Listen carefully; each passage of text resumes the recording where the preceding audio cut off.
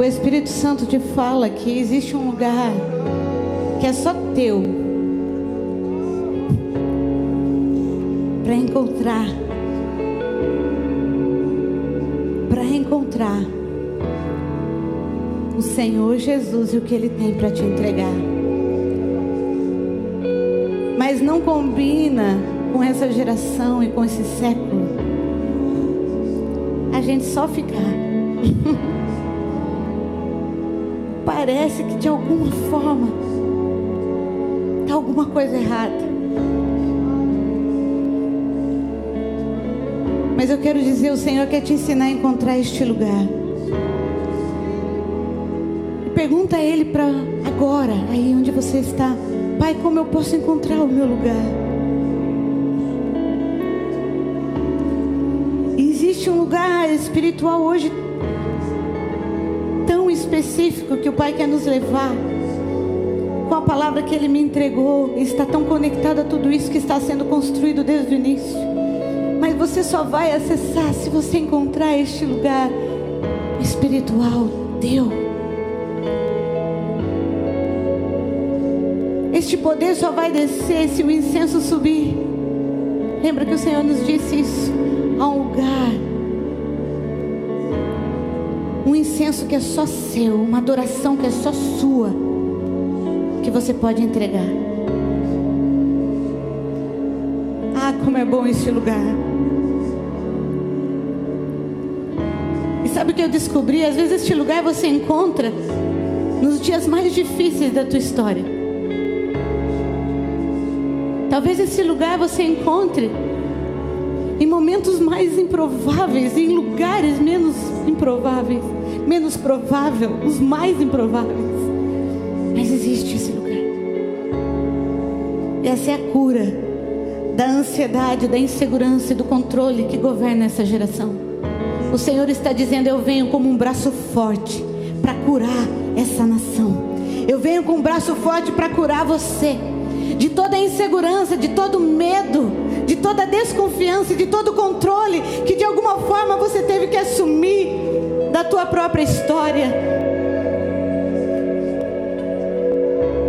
Papai está neste lugar e diz: se entrega.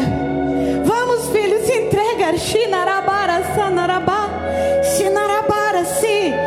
Diga de uma vez por todas: papai, eu encontro este lugar e eu me entrego. Custe o que custar, eu não tenho medo de nada que você vai pedir para eu entregar. Porque se você pedir, eu entrego.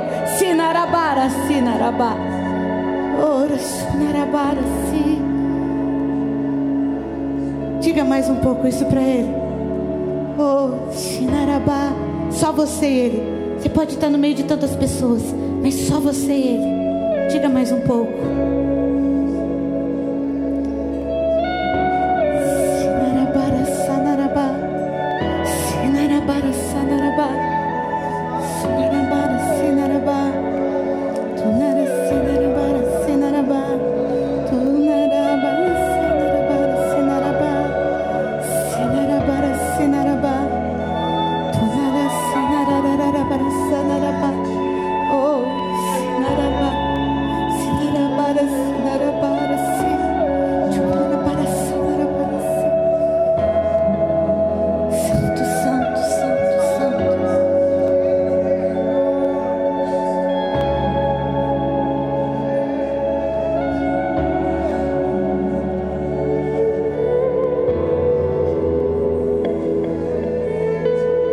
Tu és a nossa fortaleza. Tu és a voz de um trovão, mas és a brisa suave também. Sopra neste lugar, Espírito. Sopra neste lugar. Sopra neste lugar. Leva-nos, leva-nos à profunda revelação do teu coração. A profunda revelação do teu coração.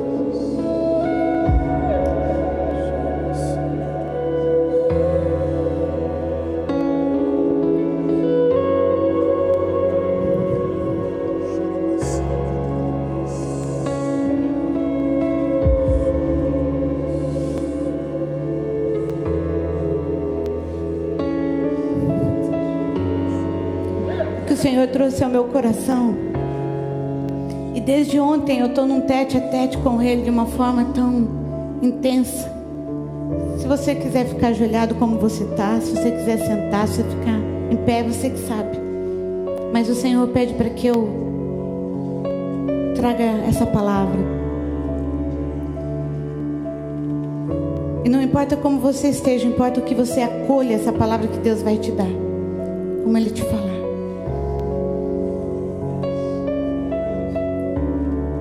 Ontem aqui na Aliança de Membresia, nós nos alegramos tanto por mais 60 filhos que entraram para essa família. Glória a Deus. E eu compartilhei sobre o que Deus tinha me falado sobre a igreja em Atos. E tudo que a igreja viveu quando Jesus estava aqui foi assunto aos céus e depois enviou o Espírito Santo.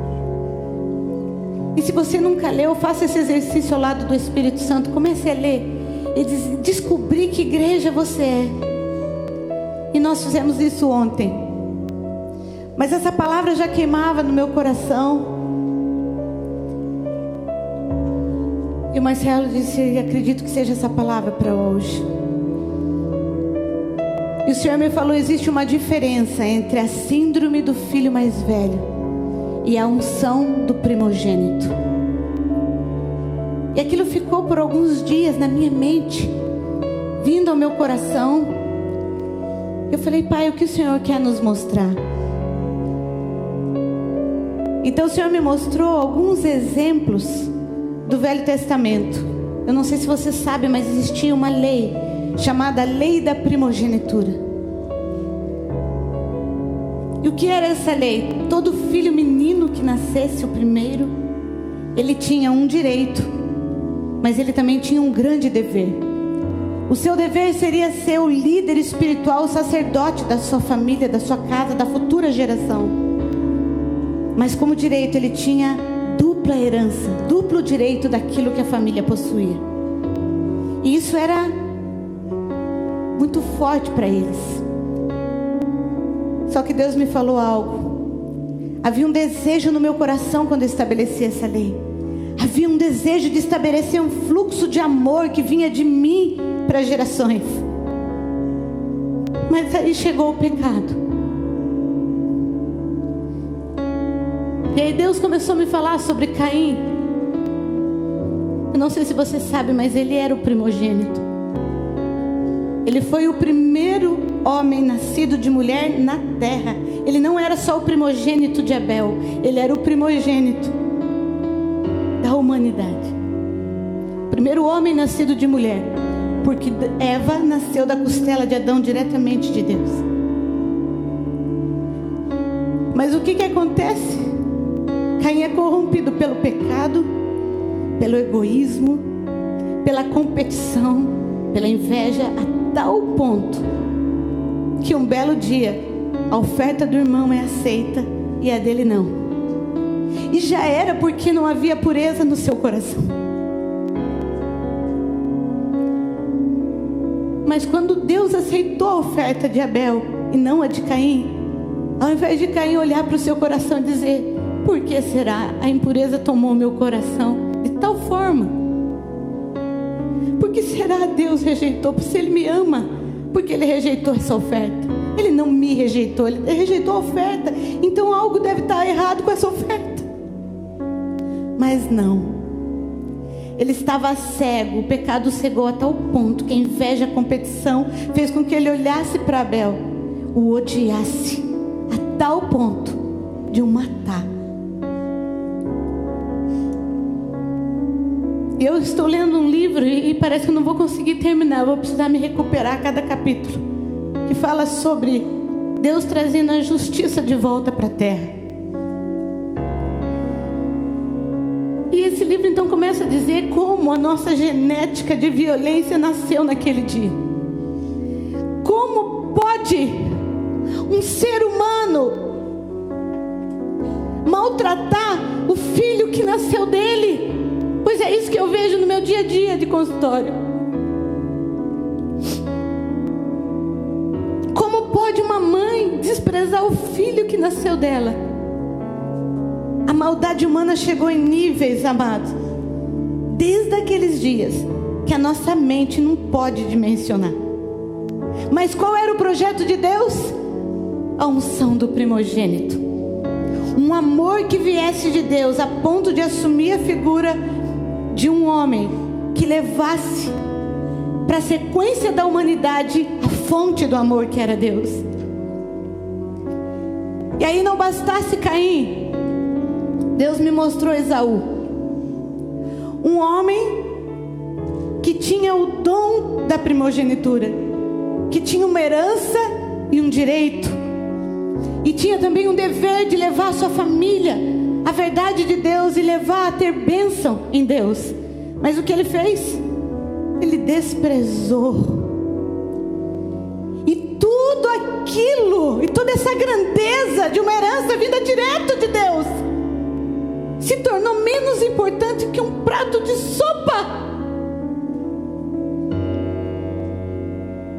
O que faz alguém trocar?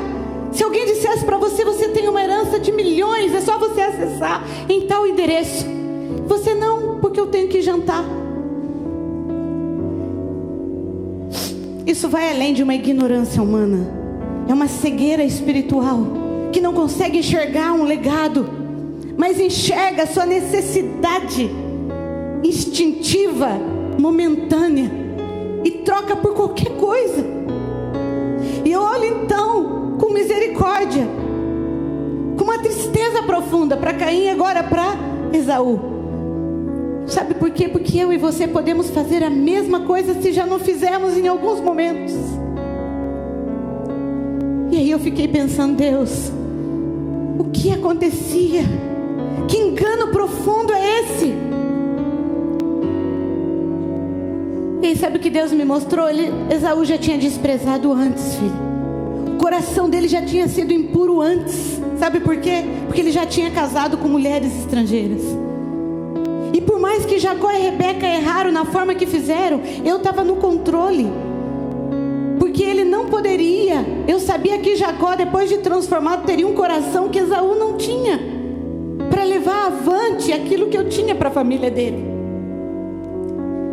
E a diferença é que Jacó errou, mas ele encontrou uma pureza de coração que ele não conseguiu continuar sem voltar e fazer o caminho de conserto com Esaú, a ponto de redimir a história do próprio irmão Esaú.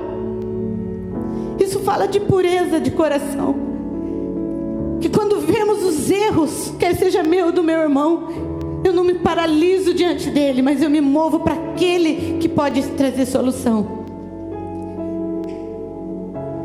E por último, o Senhor me mostrou lá no Novo Testamento, com certeza não é o último da Bíblia, mas o último que eu quero falar, o filho pródigo e o filho mais velho. O filho pródigo era o mais novo, e o filho que ficou em casa era o mais velho. Aparentemente é o que estava certo, o que não rebeliou, o que não saiu de casa. Mas você lembra o que aconteceu? Ele era o filho mais velho, amado, e ele viu o irmãozinho dele, o mais novo, dizer: pai, dá tudo que eu tenho e eu vou embora. Ele viu o irmão sair de casa. Ele viu o irmão estar comendo comida de porco quando o dinheiro acabou. Ele soube. Mas mesmo assim, quando esse irmão volta para casa, sabe o que ele faz? Ele não merece, porque sou eu que fiquei aqui, sou eu que tenho esse direito. Eu fiquei imaginando, aonde está o amor do primogênito nesse coração? Não estava. A preocupação era tentar se encontrar quem ele era, e não tinha nada nele para dar para alguém, nem mesmo para o seu irmão de sangue mais novo. E aí Deus me falou assim: foi corrompido, a lei da primogenitura foi tão corrompida que eu precisei agir. Eu permiti que Jacó entrasse no lugar de Esaú. Eu permiti que José, que não era o primogênito, vocês lembram o que os irmãos fizeram com José? Os irmãos, inclusive o primogênito, jogaram ele numa vala para morrer, porque ele tinha uma promessa maior do que eles. Mas Deus reverteu a história e fez com que José entrasse num lugar que nem era dele.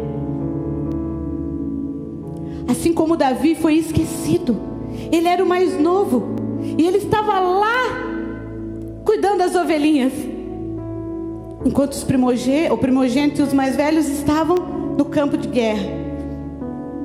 Mas Deus viu em Davi um coração que não viu no primogênito. E Deus falou para mim, então eu atingi a própria lei antes mesmo de chegar no Velho Testamento, porque eu sou o Deus da lei. E eu permiti que inversões acontecessem para que pudesse a lei de alguma forma acontecer e o legado familiar de alguma forma ser tocado pelo meu amor.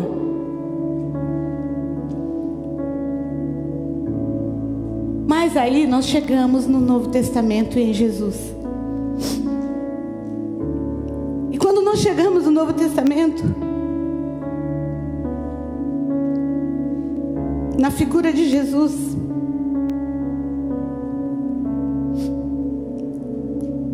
a gente vê o versículo mais conhecido de todos, talvez você já saiba de cor, João 3,16, que diz assim: porque Deus amou o mundo de tal maneira, que deu o quê? O seu Filho unigênito. Diga comigo, unigênito. Unigênito. Para que todo aquele que nele cresce não perecesse, mas tivesse a vida eterna. Jesus era o único filho, ele não era o primeiro, ele era o único. Talvez uma bancada, talvez não, com certeza, uma bancada hierárquica muito mais nobre do que qualquer primogenitura que a terra pudesse apresentar. Único. Em João 1,18 diz assim: ninguém jamais viu a Deus, ninguém, mas o Deus unigênito, Jesus, que está junto do Pai, o tornou conhecido. Aí quando nós olhamos em Lucas 2, 6 e 7, diz assim: enquanto estavam lá, chegou o tempo de nascer um bebê, e ela, Maria, deu à luz o seu primogênito. Envolvendo em panos, o colocou numa manjedoura, porque não havia lugar para ele. Ele troca o seu lugar de unigênito e de toda glória para ser o primogênito de um homem, de uma mulher, e para ser o primogênito nessa terra de muitos homens. E por que ele faz isso? Sabe o que o Senhor me falou? Ele fez isso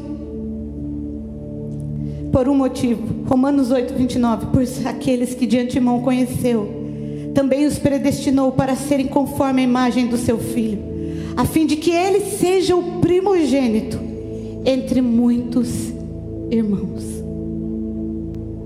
Deus viu uma geração abandonada, e a lei do amor que ele queria ter estabelecido com a primogenitura não deu certo decididamente, pelo pecado que havia. Ele disse: então eu preciso consertar essa genealogia, e eu vou levantar alguém que tenha a unção do primogênito e não a síndrome do filho mais velho. A síndrome fala de doença, e sabe qual é a síndrome do filho mais velho? Contaminado pelo pecado, ali no Velho Testamento: rejeição, egoísmo, orgulho, vaidade, competição, inveja, violência, agressão, morte.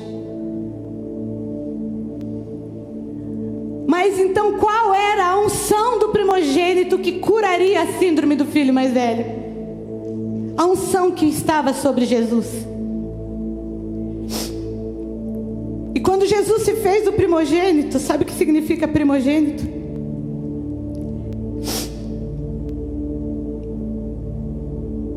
Eu quero achar a palavra grega que eu separei aqui.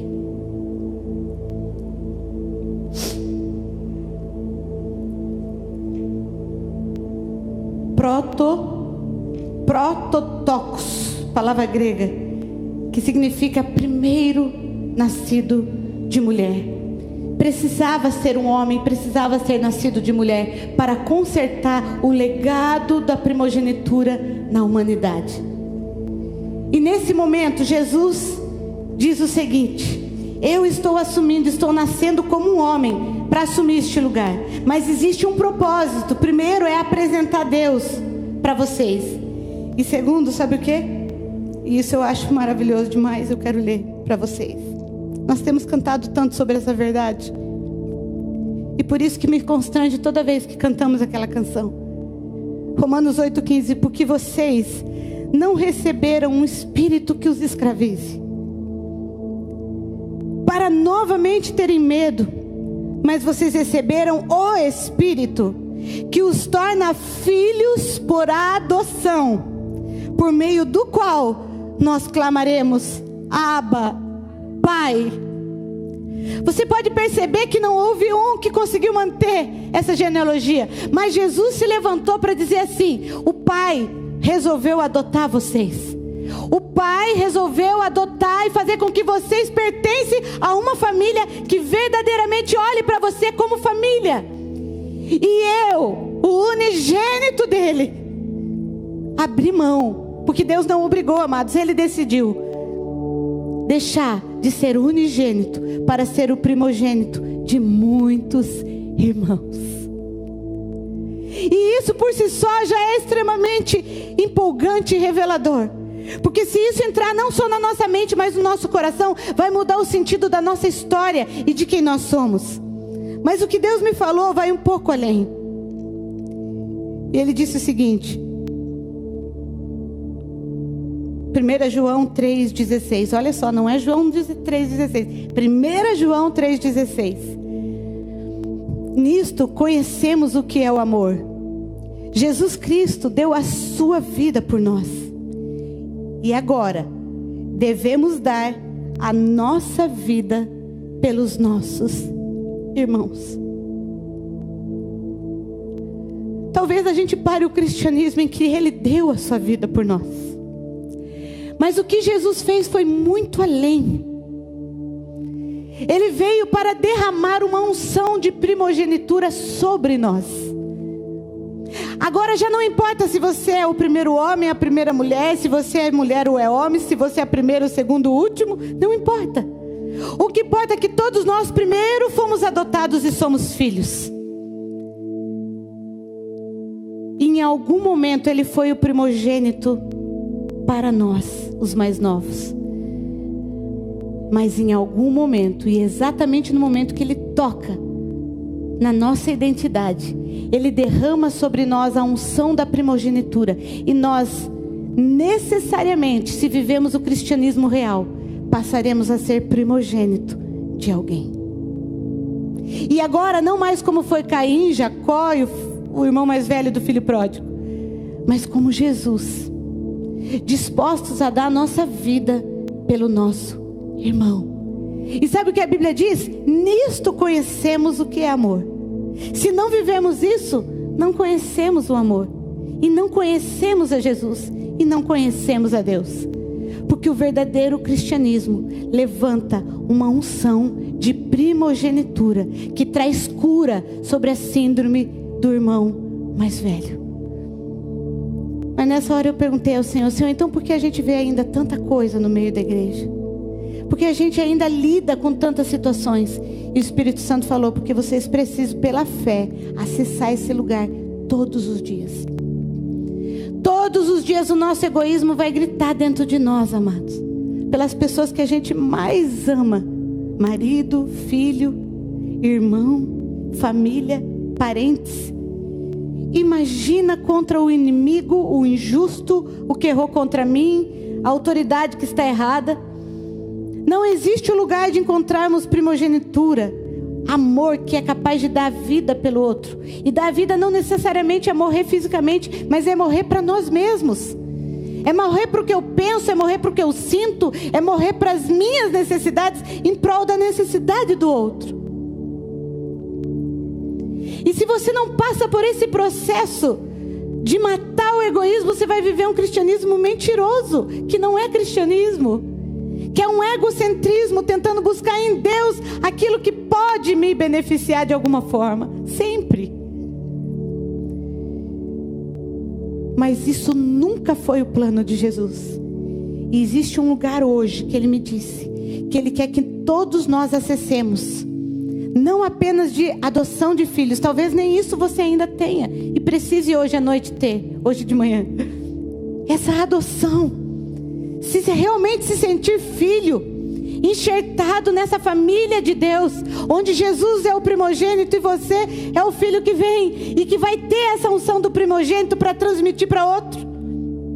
Mas você não pode só se sentir filho, você precisa entender esse lugar de doação. E não sei se você prestou atenção nas canções que nós cantamos. Existe um lugar à mesa, primeiro para você, mas não pode parar em você. Sabe o Davi que eu falei que foi restituído e que entrou no lugar de um primogênito que ele não era? Ele já era rei, ele estava no palácio, usufruindo de toda a glória que o destino profético dele prometia. Todo o chamado de Deus, toda a glória humana, toda a riqueza, todas as bênçãos ele já tinha.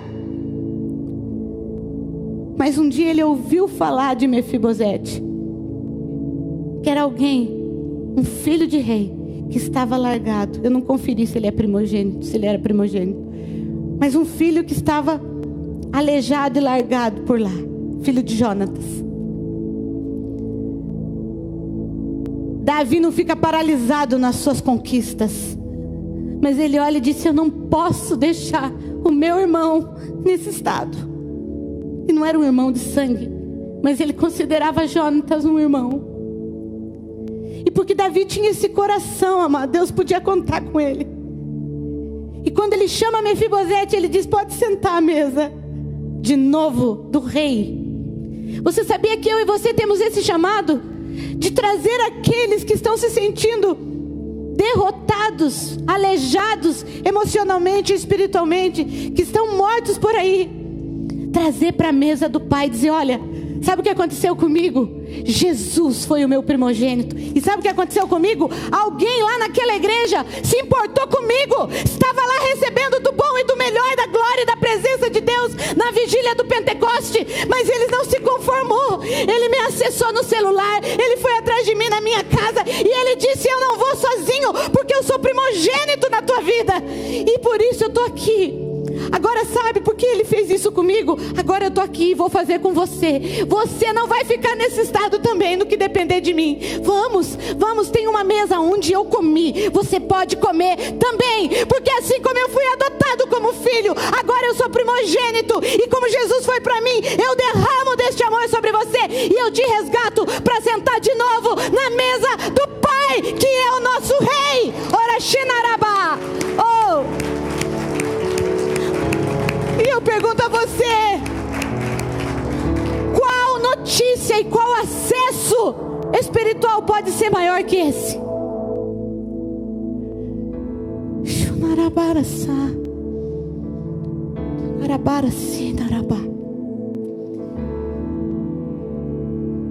Nós temos um grande direito como filhos e primogênitos também. Um grande direito conquistado por Deus. Uma grande herança. Ele falou: vocês viverão vida abundante nesta terra, e ela será depois eterna e perfeita. Mas antes disso, vocês têm um dever: derramar da primogenitura, ser sacerdote sobre a família que eu estabeleci na terra, serem líderes espirituais para levarem toda uma geração a se reencontrar e a ser adotado de novo e assumir a genealogia que são deles. Enquanto Jesus não voltar, amados, nós não podemos viver menos do que isso. Quem está comigo? Talvez você pense: eu ainda não sei, eu não consigo, na tua mente. Mas isso não é humano, amados. Cristianismo não é nenhuma filosofia humana. E por isso que quando a gente ouve qualquer coisa na nossa mente, nós pensamos, eu não posso, eu não sei. É porque nós estamos humanizando aquilo que é espiritual e é sobrenatural. Agora eu já posso dizer algo para você. Mas se você não tem desejo, se o teu desejo realmente é só consertar a tua vida, e se quando falam de cuidar de alguém, ou de ajudar alguém, ou de você discipular alguém, isso se torna fardo para você, eu não posso te dizer o contrário. Você está na síndrome do filho mais velho. Mas tem cura, porque Jesus veio para curar essa síndrome. Eu vou dizer mais, se você tem um irmão de sangue, uma irmã de sangue, que você não é capaz de morrer para você mesmo, para ver ela se sentar à mesa, você está na síndrome do irmão mais velho. Eu não posso ver o meu irmão, minha irmã paralisada e não me importar. Davi, quando soube, não se conteve em compaixão. O que acontece com a gente? Se a minha família não pode dar o que... Escute isso. Não pode dar o que eu precisava e nunca deu. E eu simplesmente a ignoro. Eu estou a matando e tirando ela da mesa. A resposta deles não vai depender de mim, de você. Mas o meu amor por eles depende de Jesus que está em mim. E em você. Se eles não me fizerem nunca nada de bom, existe um lugar para eu dizer: eu vou amá-los como Jesus me amou, morrendo para os meus desejos, para as minhas dores, para as minhas mágoas, para as minhas ofensas, para os desejos que eles fossem o que eles não são. Eu vou morrer para tudo isso, mas eu vou amá-los como Jesus amou. E eu vou crer que até os últimos dias de Jesus voltar, existe uma chance deles voltarem para a mesa. Até o dia que Jesus voltar, existe uma chance dele voltar para a mesa. E eu não vou descansar os meus olhos e os meus joelhos até que Jesus volte. Não pode ser menos que isso. O evangelho não pode ser menos que isso. E existe um lugar, e eu aprendi, onde a gente pode fazer isso sem trazer um fardo que não é nosso, porque Jesus já morreu por eles. Ninguém mais precisa morrer fisicamente, mas precisamos morrer para o nosso egoísmo, para tudo que dá dentro de nós que não nos pertence, que é a herança de Caim. Para de matar seu irmão com a sua boca. Para de matar seu irmão com as suas dores. Vamos concordar com os céus. Se eles não estão concordando por enquanto, vamos nós concordar com os céus, porque nós sabemos quem eles são, mas eles ainda não sabem. E eu tenho certeza que existe uma revolução do amor muito além do que nossa mente ainda já conseguiu compreender, que está começando hoje.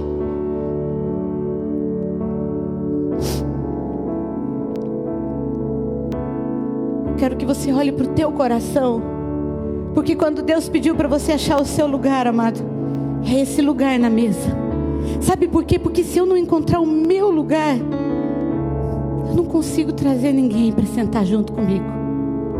Agora, se eu encontrar o meu lugar, escute bem o que eu estou te dizendo. Quando eu encontro o meu lugar à mesa do Pai, primeiro, eu tenho certeza que ninguém vai tomar o meu lugar. Porque meu é meu. Não tem a Isabela, tem o lugar dela e eu tenho o meu. Ninguém pode tomar uma da outra. E é por isso que eu não tenho medo de trazê-la junto. E ela não tem medo de me levar junto. Porque existe um lugar único para cada um. E que tem que estar certo, quem está certo de quem é, da adoção de filho e do seu lugar na mesa do Pai, será aquele que mais trará pessoas à mesa junto. Mas exige sacrifícios. E voltamos nos sacrifícios. Existem dias de Deus me dar revelações tremendas. E sabe o que Ele me falou? Eu dei para você, mas quem vai pregar é o Marcelo. E quantas vezes eu não gostei. Poxa Deus, era para mim que o Senhor deu. Mas eu me ajoelhava e eu dizia: Deus, eu peço tanto para o Senhor fazer na vida dele acima de mim. E quando o Senhor faz, o que eu faço? Menina ciumenta, me perdoa. A palavra é tua. E passou por mim para eu servir o Marcelo. E aí às vezes a gente acha que as histórias acontecem do nada. E quando o Marcelo conta o testemunho dele, parece que Deus escolhe alguns para viver isso. Mentira! Mas qual o preço de entrega de amor que você tem pago pelo seu marido, amada? Qual o nível de honra que você tem feito por ele?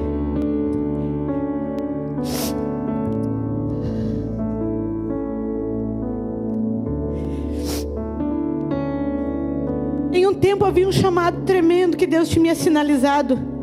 E a certeza que eu tinha que seria eu, Isabela e Fabrício. Isso há muito tempo atrás. Naquela época. E houve um dia que Deus disse assim para mim: eu enxertei um varão. Eu enxertei um varão.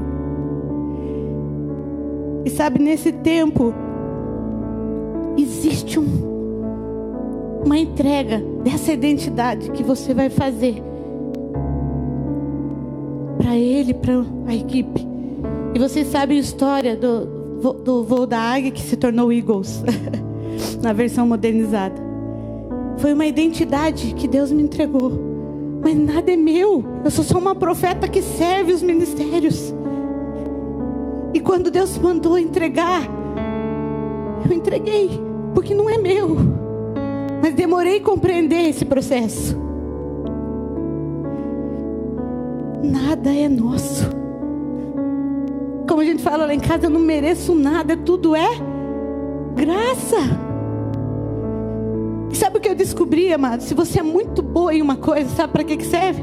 Para você servir o seu marido, para você servir os seus filhos, para você servir a igreja. Se eu sou muito boa em falar, sempre fui uma tagarela, sabe para que serviu? Para eu ser boca de Deus, porque Ele precisava de alguém que fala para falar para vocês. Não é porque eu sou melhor.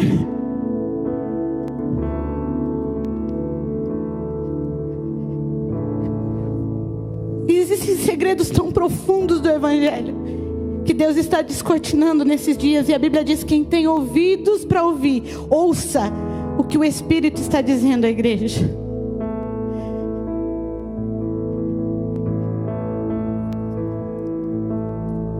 Eu quero dar mais um testemunho que não estava no script, mas que veio ao meu coração.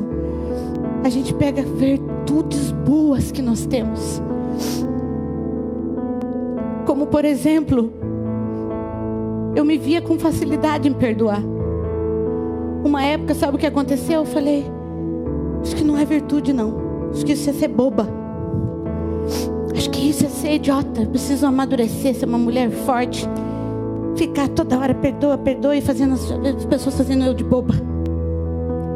E um dia Jesus olhou bem para mim e disse: você pediu tanto para ser igual a mim, e eu tenho o perdão, para mim é de graça, e agora você está me chamando então de bobo, de idiota?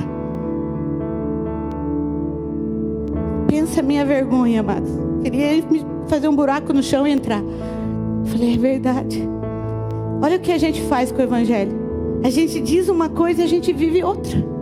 Falei: Jesus, me perdoe. Meu Deus, me perdoe. Porque eu te pedi uma virtude do céu, o Senhor me dá, e eu menosprezo e faço tudo para viver o contrário. Legado de Caim. Mas quando a gente olha para Jesus, sabe o que eu descubro? A gente não precisa ter medo nem do abuso, porque haverá uma sabedoria, haverá um discernimento vindo de Deus, que vai mostrar muito corretamente os limites. Porque o amor de Deus, Ele mesmo falou aqui, a gente acabou de ler, não é para você voltar para uma escravidão, mas é para você viver um nível de liberdade. O nível de liberdade que você busca só existe no amor, amado. numa entrega total a Deus e às pessoas. E quando você entrega para as pessoas pelo que vem de Deus, jamais você vai perder, porque o amor nunca perde. Porque o amor nunca perde. Pode parecer, e tem hora que vai ter que morrer muita coisa, mas são sementes que vão florescer para a vida eterna. Eu sei que você está neste lugar que você encontrou a mesa. E nós vamos cantar novamente aquela música da mesa, pode ser? Enquanto cantamos, eu quero que você visualize pela fé Deus te convocando, porque talvez você senta e levanta, assume que é filho, daqui a pouco acha que não é mais. Você precisa tomar uma firme decisão. Daqui eu não saio, daqui ninguém me tira, esse é meu lugar de filho. Já não depende mais de Deus, amado, teu lugar está lá, e ninguém vai sentar no lugar teu, mas depende de você. Gruda lá e não sai. Em segundo lugar, olhe para o teu lado, contemple uma cadeira vazia e diga: depende de mim que alguns voltem para essa mesa. Eu sou o primogênito levantado por Deus nessa geração. Eu sou o primogênito. Talvez na sua própria casa, talvez o seu marido, a sua esposa, sabe, talvez você é seguro ou segura na tua identidade, mas a tua esposa ou teu marido não é, e você fica brigando com ela ou com ele. Sinta a dor dele. Você já se sentiu fraco ou pequeno em algo? Talvez nisso que ele se sinta ou ela se sinta, você não se sente. Mas veja, na área que você se sente é terrível. Ter empatia é se colocar no lugar do outro, e a gente só faz isso quando a gente tem unção de segurança de filho e unção de primogenitura. Deus, eu não estou passando por isso agora, mas deve ser terrível se sentir assim. Me perdoe quando eu concordei com o diabo acerca de quem ele ou ela não é.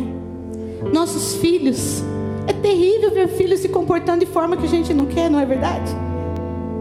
Mas não concorde com o inferno, concorde com os céus. Olha e veja, e diga: não é fácil passar pela adolescência, não é fácil lidar com esses sentimentos. Talvez é por isso que ele está se comportando assim. Me perdoa, filho, filha.